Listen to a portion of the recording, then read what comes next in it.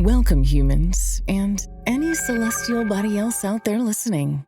This is Curious Minds, Infinite Answers.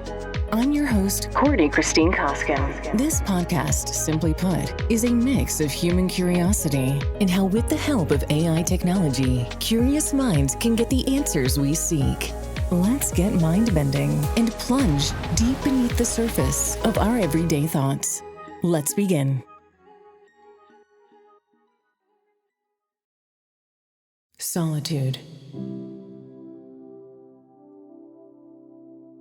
It isn't just about being alone.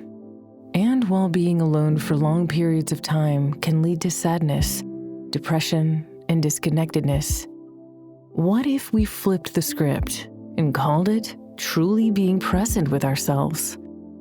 Giving our thoughts space to settle, our emotions room to be processed, and our creativity the freedom to flourish. You probably won't find a statistic claiming that sitting alone with one's own thoughts is as terrifying as public speaking. But if you look around, it's not hard to see the truth in it. It used to be that solitude was a natural part of life. People spent time alone, reflecting, creating, and simply being. But in today's world, solitude is often seen as something to be avoided. Instead, we fill every empty moment with noise. TV, social media, endless scrolling, calling your ex when you know you shouldn't, just because you'd rather be with anyone than be alone. What if we began to look at solitude not as something to be feared, but something to be embraced? In the world of chaos and anxiety we currently live in, what if you were told that solitude holds the key to inner peace, mental clarity, and even emotional resilience and maturity? Would you then embrace the state of being alone a little differently if I gave you a few tips on how to approach it in this way? Well, today, if you'll stick around, I'm going to explore the power of solitude, why we need it, even those on the opposite side of forced alone time, those raising families with barely any time to themselves. I'd like to share with you how it benefits our mental health, how you can start incorporating it into your life when you're ready. Because if we don't allow ourselves to sit in stillness, we lose touch with who we are beneath the noise. Solitude isn't loneliness. It's the gateway to self-awareness, emotional strength, and a life lived with intention rather than distraction. A life we can look back on and say, yeah, amidst all the mistakes, aka human learning moments, I meant to do that. All right, let's talk regulating emotions. Think of your emotions like ocean waves. Some days the water is calm, and other days the waves crash hard. Emotional regulation is like learning how to surf. It's about staying balanced no matter how rough the waves get. When we learn to regulate our emotions, we're not ignoring how we feel or pretending everything is fine, aka feelings I'm not expressing. Instead, we're noticing our emotions, understanding where they come from, and choosing how to respond instead of letting them take over. Our actions, attitudes, feelings, and emotions can be so automatic and knee-jerk reactive, and it's not easy to regulate when so many variables are at play. For instance, your blood may immediately boil with a shot of cortisol on the side when someone cuts you off in traffic. It's a knee-jerk, automatic response to get frustrated. But say you're trying to work on being more patient and not let so much bother you so easily. However, you haven't eaten breakfast yet. You're sipping on your second cup of coffee on your way into the office, and sleep hasn't been that great lately. At this point, it's not about channeling your spiritual or more emotionally mature self in the moment. So much more is at play. You're hungry, a little wound tight thanks to the caffeine, and just not feeling refreshed and clear thanks to crappy sleep. I get it. Everyone is on their own journey of health, learning, and growing. And imperfections are the reality of being human. We're all learning to surf at our own pace. So with all that being said, I know it's not easy, but I'd like to plant some seeds as to how you can practice intentional solitude and embrace the moments you find yourself lonely so you can flip the script on your perspective. Seed number 1, pause and acknowledge. When a strong emotion hits, whether it's frustration, sadness, or anxiety, stop for a moment. Say to yourself, I feel whatever it is, mad, anxious, livid, sad, right now. Simply naming your emotion out loud can take away some of its power. Seed number 2, check the source. Ask yourself, why do I feel this way? Sometimes emotions are like icebergs. What we see on the surface isn't the full picture. Are you really angry, or are you tired? Are you anxious, or did something remind you of a past hurt? Seed number 3, breathe before reacting. Before you act on an emotion, take a deep breath. Giving yourself a few seconds can prevent you from reacting in a way you may regret later. This simple pause creates space for a better response. It's hard to do at first, but pays off so much as you begin to practice and incorporate this. Seed number 4, express it in a healthy way. Instead of bottling it up or lashing out, find a way to let it out. Journaling, talking to a trusted friend, maybe some moments of cathartic crying, or simply going for a walk can help release the intensity of an emotion without harming yourself or others. Seed number 5, let it move through you. Emotions are temporary. They come and go, just like the waves. Remind yourself, this feeling won't last forever. Instead of clinging to it or pushing it away, allow yourself to experience it fully, and then let it pass. I'm not perfect. I have not mastered this yet, but I am working on it, and I am watering these seeds, and I hope you consider planting these seeds and watering them too. Solitude has helped me realize that the more I sit with my emotions without distractions, the more I understand them, and the better I get at handling life's ups and downs with ease. So a couple of points to reemphasize. Emotional regulation. When we're constantly surrounded by noise and distractions, we don't give ourselves the space to process our emotions. Solitude allows us to sit with our feelings, acknowledge them, and work through them rather than suppressing them. Self-discovery. Without external influences shaping our every thoughts every second, we get to hear our own voices. We start to understand our own needs, desires, and value. Resilience and inner strength. Facing your own thoughts without distraction is a form of mental training. It builds emotional endurance and self-sufficiency. Creativity and productivity. Studies show that solitude can enhance problem-solving skills and creative thinking. When our minds are free from constant input, they can begin to generate truly original ideas. Reduced stress and anxiety. Constant digital stimulation can keep our nervous systems in a state of stress, but spending intentional time alone allows our minds and bodies to reset, reducing anxiety and increasing our sense of peace. Many thought leaders, past and present, have spoken on the power of solitude.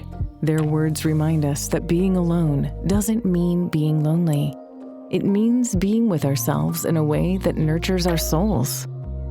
Brené Brown, best-selling author, researcher, and professor who studies vulnerability, courage, empathy, and shame, says, "Stillness is not about focusing on nothingness.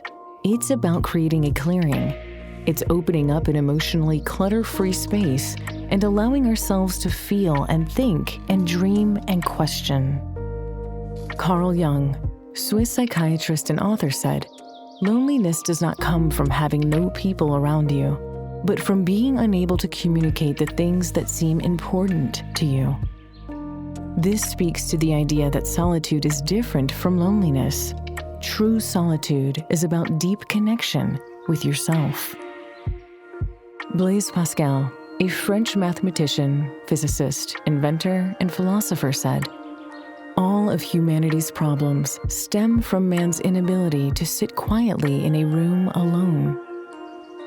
Let that sink in. If we could master the ability to be still and alone, we might be able to solve some of the greatest struggles of our time. So how do we begin embracing solitude in a world that's consistently pushing us toward distraction? Here are some simple but powerful ways to integrate solitude into your daily life. Start small. You don't have to sit in silence for hours. Begin with 5 to 10 minutes of intentional solitude each day. Engage in mindful activities. Journaling, taking a quiet walk, meditating, or simply sitting with a cup of tea can be a beautiful way to practice solitude. Create a solitude ritual. Maybe you set aside the first few moments of your morning or the last few minutes of your evening for solitude, without your phone, without distractions. Avoid escapism. It's easy to turn to media, alcohol, or excessive social interaction to numb our thoughts. But true solitude requires us to sit with ourselves, even in discomfort. Reframe solitude. Instead of seeing it as being alone, view it as being with yourself. It's an opportunity to cultivate self-awareness, inner peace, and resilience. Heck, even time to learn a new language. Before I move into my closing thoughts here, I want to really emphasize the power you will gain when you embrace the moments of solitude. Number 1, solitude strengthens intuition. When we're constantly consuming outside opinions, whether from social media, news, or other people, it's easy to lose touch with our own instincts. Solitude gives us space to hear our inner voice more clearly, helping us develop stronger intuition and make decisions that align with our true selves rather than external influences. Number 2, solitude helps you become a better listener.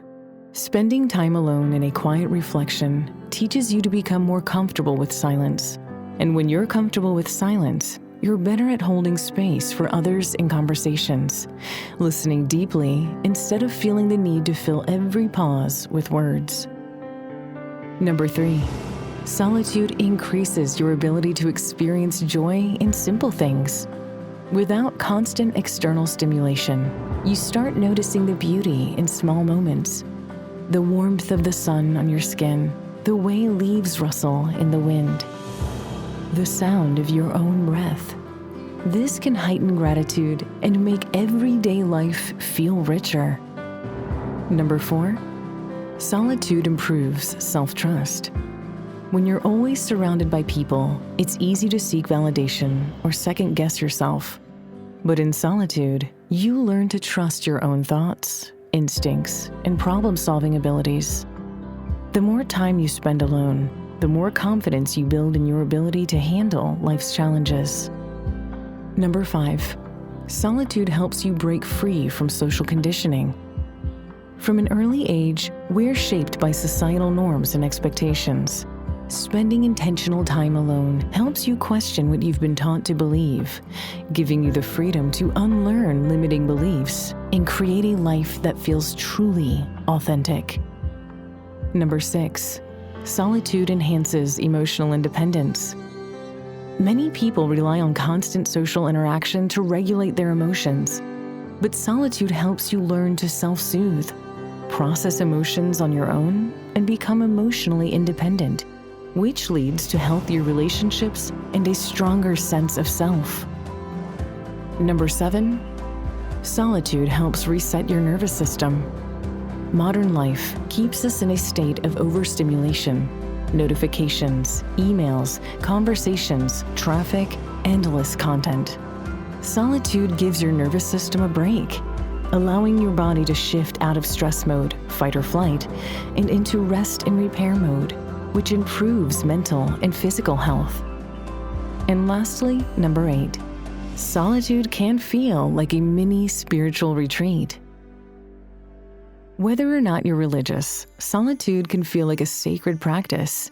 It allows you to connect with something greater, whether that's nature, creativity, or simply a sense of deep peace. Many ancient traditions embrace solitude as a path to enlightenment and inner wisdom.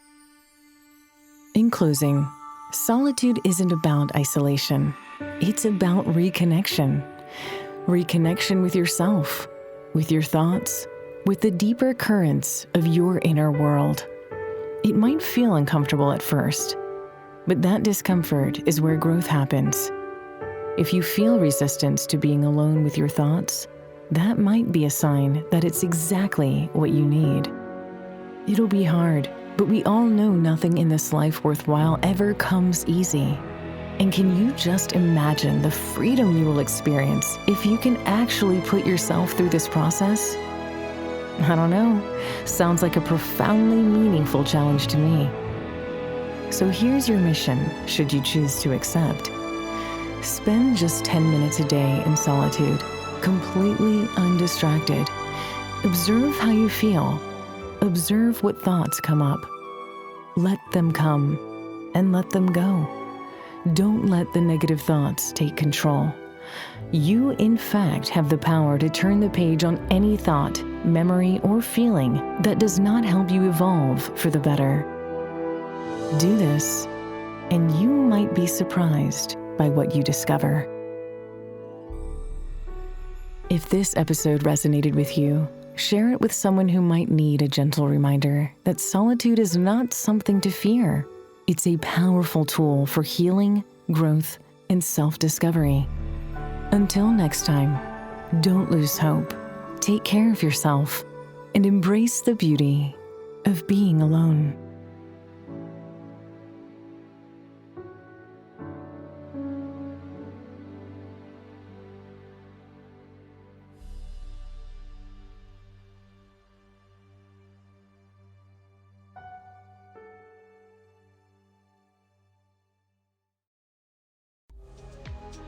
Thank you for tuning in to Curious Minds, Infinite Answers. I'm Courtney Christine Koskin, and I hope you'll join me for next week's episode as we proceed down the path of curiosity and discovery, uncovering various topics along the way. If you have any comments or want answers to your burning curiosities, drop me a line in the comments below. Until we meet again, find the good in the world, and if you can't find it, be the good.